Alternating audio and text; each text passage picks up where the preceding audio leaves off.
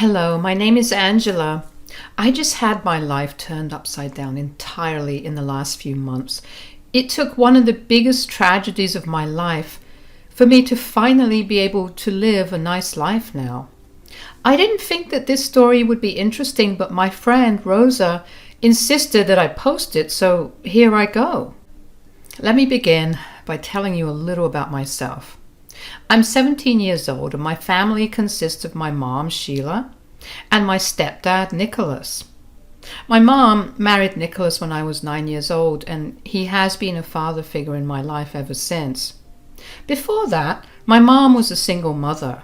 You see, my mother had been somewhat of a problem child in her family. She was a big baby, essentially, and her family absolutely enabled this behavior for her entire life. That was until she turned 18. They asked her to move out multiple times, but she refused, so they let her stay on the condition that she start paying rent, something she never did because she could never hold a job down. On top of that, Mom also dropped out of college midway. This apparently infuriated my grandparents, but they still let her stay with them because she was their daughter. The final straw for them was when my mom got pregnant by some man she didn't even know. That guy was supposed to be a fling, but Mom ended up getting knocked up, and that guy wanted nothing to do with Mom or me. My grandparents were tired of my mom being irresponsible and of covering for her. They kicked her out and she was left to fend for herself.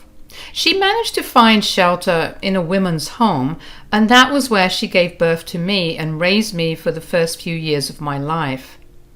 The only reason I know so much is because as I was growing up, my mom would constantly complain about how crappy my grandparents were to me, thinking that I wouldn't remember what she said, but clearly I did because they did have some impact on me. Anyway, Mom happened to meet my stepdad, Nicholas, at the diner that she was working at. The two of them felt a connection immediately. They dated for 2 years, and eventually Mom and I moved in with Dad. Dad and I developed a very close bond. He was truly my favorite person. One thing about Dad was that he was rich, so he absolutely spoiled me senselessly. Aside from the material gifts, Dad also spoiled me with love and affection. He made sure that I enjoyed my childhood to the fullest and that I knew that I was loved, something that my mom didn't really care to do. When I was 15, Dad was diagnosed with pancreatic cancer. The doctors discovered it just in time to start treatments, so Dad spent a good portion of the next 2 years getting chemotherapy and radiation, but his cancer only got worse. My entire world was crumbling in front of me, and every time I tried to find solace in Mom, she would scoff at me and leave me alone. I always thought that it was my mom's way of coping with her grief, but I know better now. Anyways, eventually, we were told that Dad had less than 2 weeks to live. I practically stayed at the hospital with him. Mom was barely around. I didn't bat an eye at that, though. Whenever Dad was awake, he'd tell me that he loved me. Finally, one day, when Mom was in the room with us, Dad told her that he loved her too, after telling me the same, before passing away. I was beyond devastated. I was an absolute mess. I couldn't breathe. I didn't let anyone in for the next few days because I wanted to be alone. We had a quiet funeral for Dad because he asked not to have anyone else there. I spent the next 3 days after his funeral holed up in my room.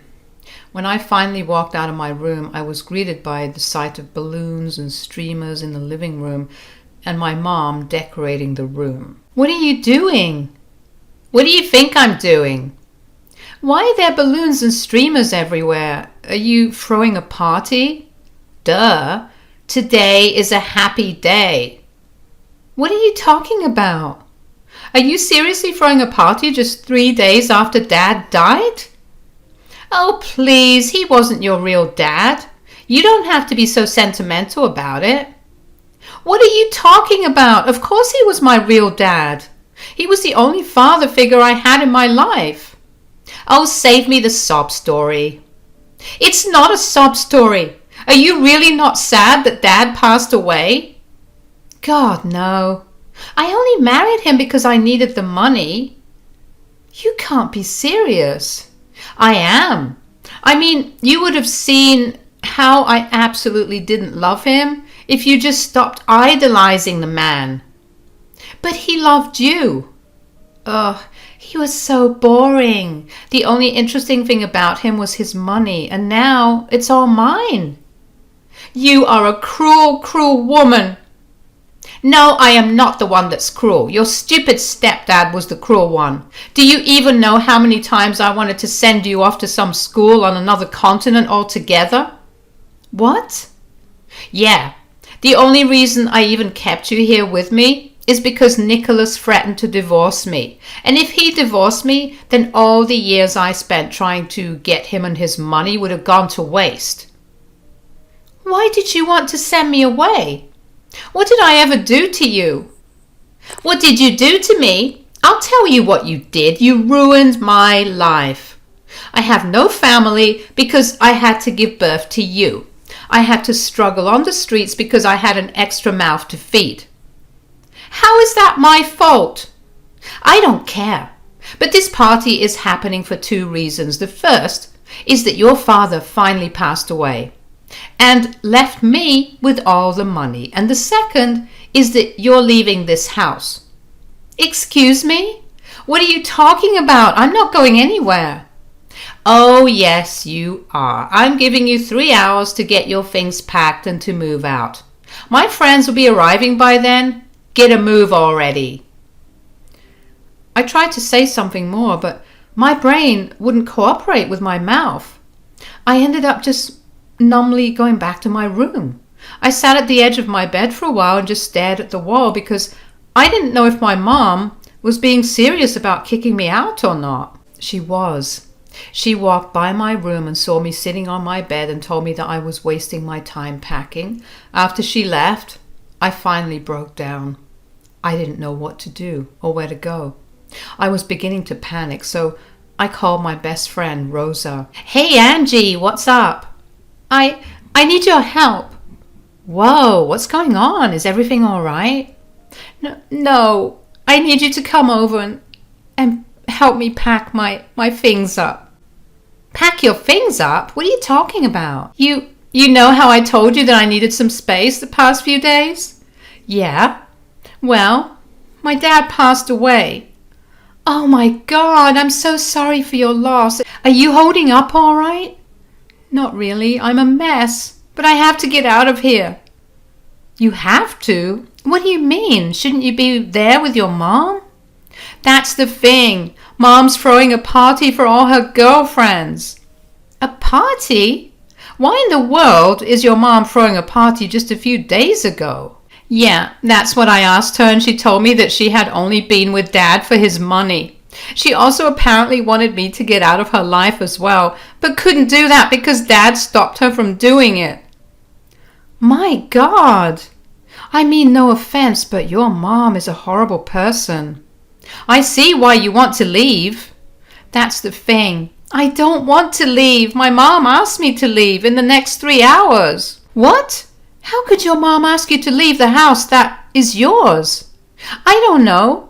I don't even want to know what will happen if I stay here.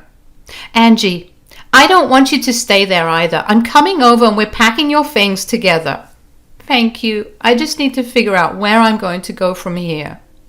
You're coming to my place, silly. My mom loves you. You know that. She'd be more than ready to shelter and feed you.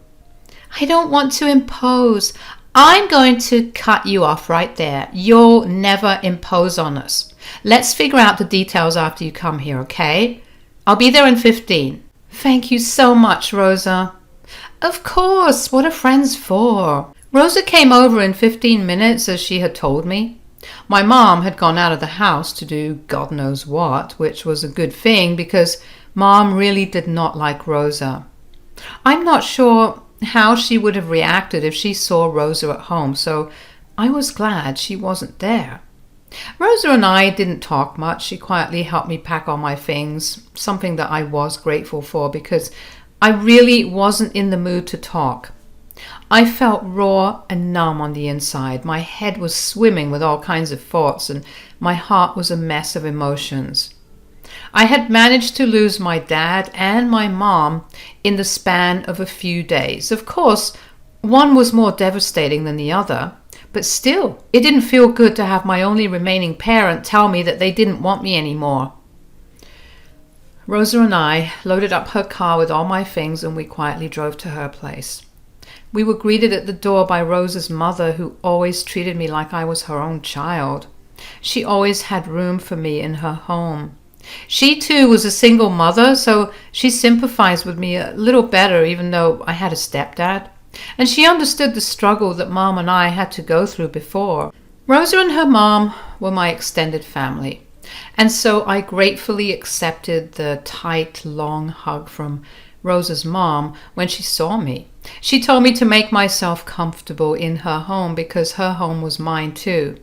She told me that she would be there for me no matter what happened, and those words really meant a lot to me. It felt good knowing that even if my real mother never cared for me, there was someone to look after me and give me the motherly love and care that my mom couldn't give me. Rosa's mom let us go to the guest bedroom where I would be staying so I could start unpacking. As soon as I started unpacking, I found myself breaking down and sobbing. I sat on the bed and just cried for a long while. Rosa held me and stroked my back until I eventually calmed down after 15 minutes. When she saw me stop crying, she asked me if I felt any better. "Do you feel any better after crying?" "Kind of. Thank you so much for helping me out, Rosa. I really don't know what I would have done without you."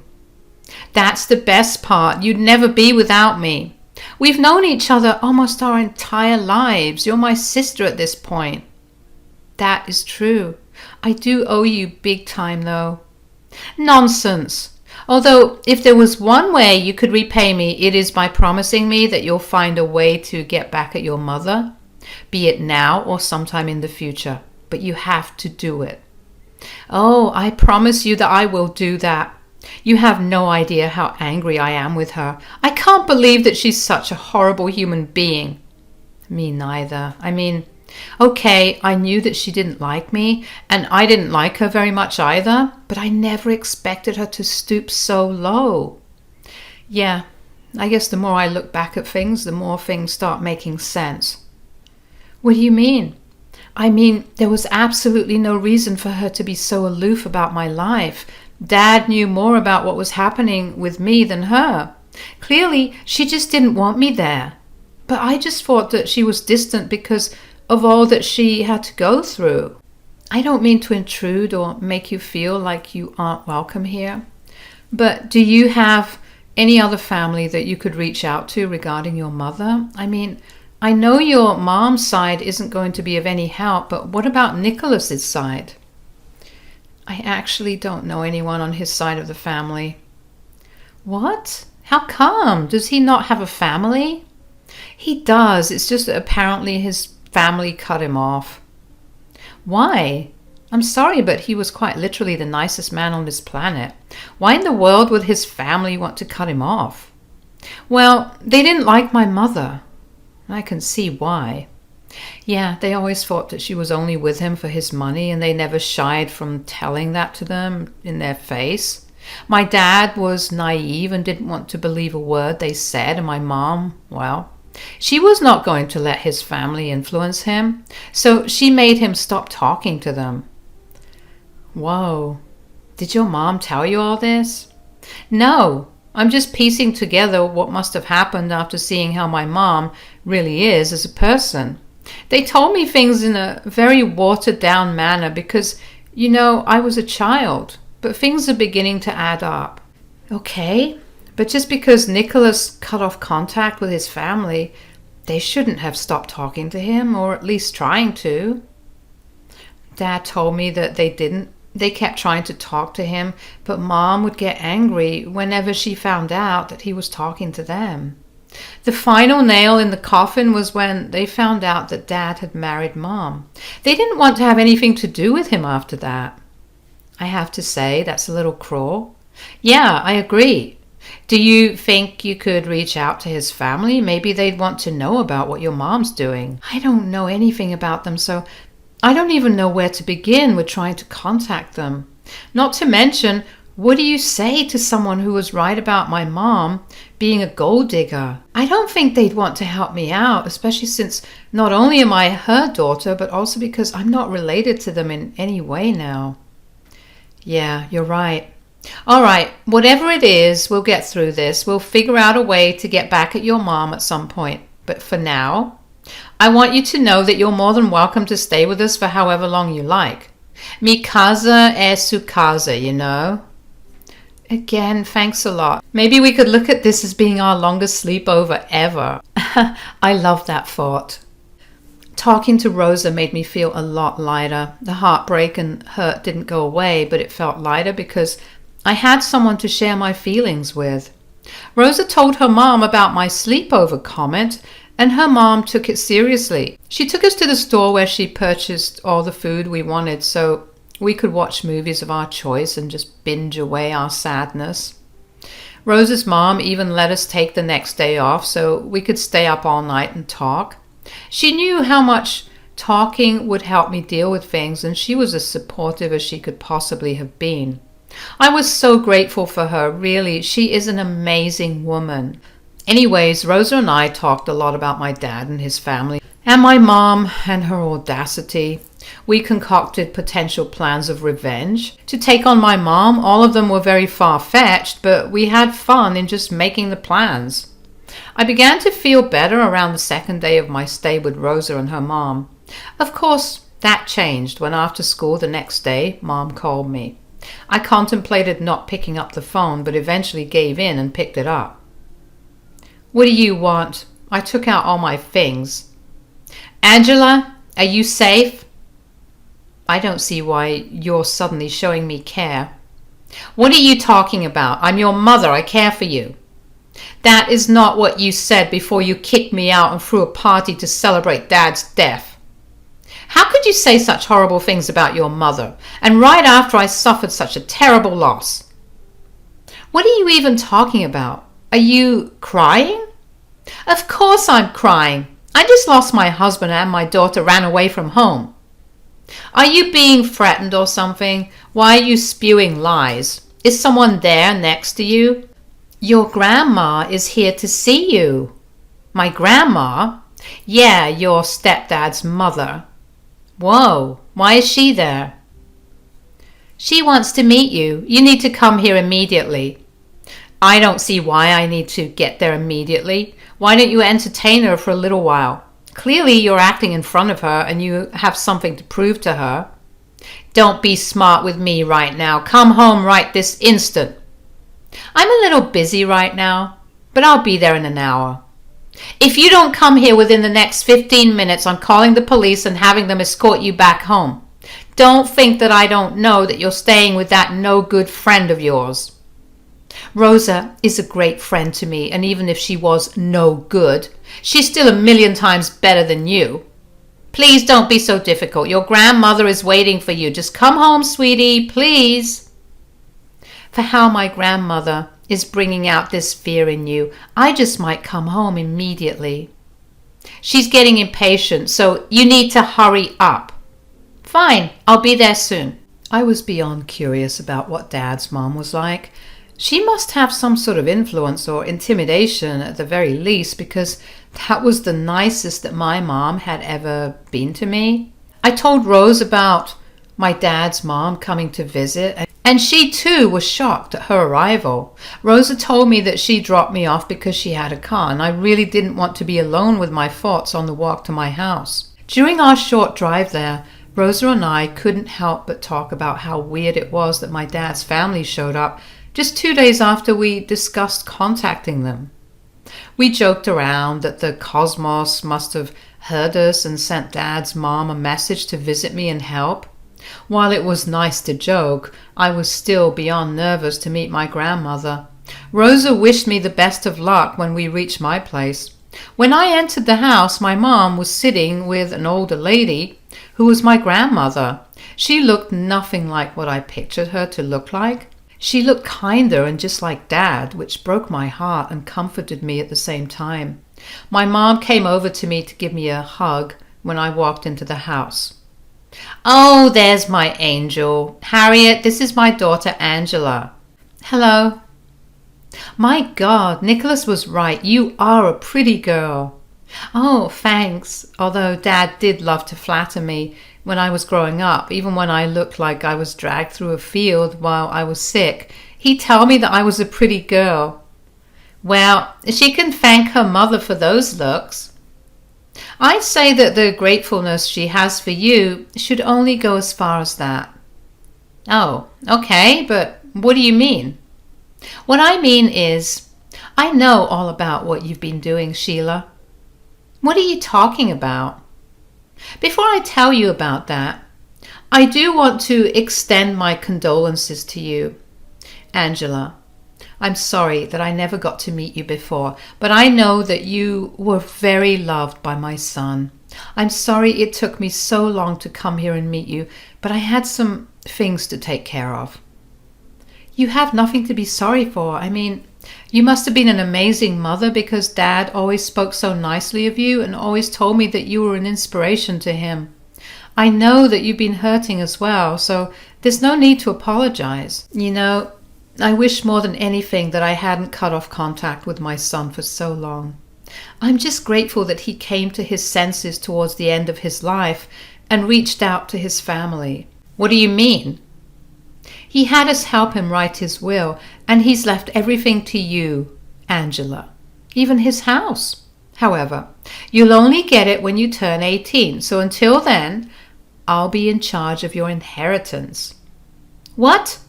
What do you mean? Why am I not in charge of her inheritance? Because he did not trust you. How could he not trust me? I was his wife. Are you really asking me that question, Sheila? Yes, I want to know, why did he not leave me anything, and why did he leave it to my stupid daughter here? First of all, I will not tolerate you calling your daughter stupid in front of me. Secondly, Nicholas found out about your affairs and your stealing. Affairs? Stealing? What are you talking about? Mom, what is she saying? I have no idea, sweetie. You have no idea. Don't lie. Nicholas noticed a long time ago how a lot of his money began to go missing. All it took was one look into your cupboard to find all the money you stole, except that wasn't all the money. A huge portion of it was missing. So he downloaded an app on your phone that allowed him to track where you were and see what you were doing on it. That's when he found out that you were cheating on him with multiple men. And you were using his money to pay for hotels and dates. Mom? How could you? I've been arranging to have your mother arrested these past few days, and the police should be here soon. I can't get arrested. Please, I'm sorry. You made my son's life miserable. He only stayed because he knew that you would not treat Angela well, and he loved her like she was his daughter. He told me to make sure that you paid for what you did to him and what he was sure you would do to Angela after he was gone. And as his mother, I'm making sure it happens. Right then, the police arrived and parked in front of our house. They walked up to us, and Harriet, who insisted I call her Nana, greeted them and told them who Sheila was. They took her to the station, and Mom was sobbing. She kept trying to negotiate with Nana, but Nana was having none of it. I was still reeling from everything that I just found out. Nana took me into the house and let me process everything. I couldn't believe that my mom would have the audacity to cheat on my angel of a dad, even though I was a little girl. I always noticed how much he had done for her. He always went above and beyond to make her happy. And that never stopped until his dying breath. I mean, even his last words to her were, "I love you." The nerve of Mom to cheat on him. Nana also told me that Mom continued to cheat on Dad while he was at the hospital getting his treatment. I already knew that my mother was a terrible person, but every time that I thought that she couldn't have done something worse than she had already done, she proved me wrong. I just sat and sobbed for a very long time after Mom got taken away. Nana held me in her arms and even cried a little. She apologized over and over again for taking so long to get to me and for letting me be homeless for the last 2 days. I told her all about my friend Rosa, and Nana promised me that we'd go over later on and thank them personally. Once I'd calmed down, Nana took me to meet Rosa again, and I told her everything that I had found out, and she was just as shocked and disgusted as I was. She did cry out of happiness for me, though, because I was finally going to have a family to rely on, and that my mom got what she deserved. After that, things started to look up for me. Nana asked me if I wanted to move back to where she lived or if I wanted to continue living in my home. I wanted to be in my home because that's where all my memories of Dad lived. Nana was understanding of that and had the family nanny live with me as a guardian. Nana couldn't live with me because she had to work with Grandpa, but they were loaded enough to have a family nanny. So I was more than taken care of at home, and the nanny and I quickly became good friends. Nana busied herself with the legal aspects of Mom's trial. Nana hired the best lawyer to represent her. Dad had apparently compiled all the evidence of Mom's affair and theft and sent them to Nana immediately. The trial wasn't very long because of the huge amounts of evidence against Mom. In the end, Mom was found guilty of theft and was ordered to repay everything that she had stolen, along with a fine, and she was sentenced to 2 months in jail. According to Nana, Mom was a mess during the entire trial. At the end of it, after she got her sentence, she broke down in sobs and kept yelling profanities at Nana and at my dad for ruining her life. That only made my blood boil more, and I was beyond happy that Mom was finally facing the consequences of her actions. I did want to know more about Dad after that, though, and Nana was more than ready to answer any and all questions I had. Of course, the first question I asked her was why she did not talk to Dad for so long. Nana pretty much confirmed what I had thought had happened. My mom was the one who got Dad to stop talking to them, and they tried for months to get him to come to his senses. Eventually, they cut him off because they'd hoped that by cutting off his wealth, Mom would leave him.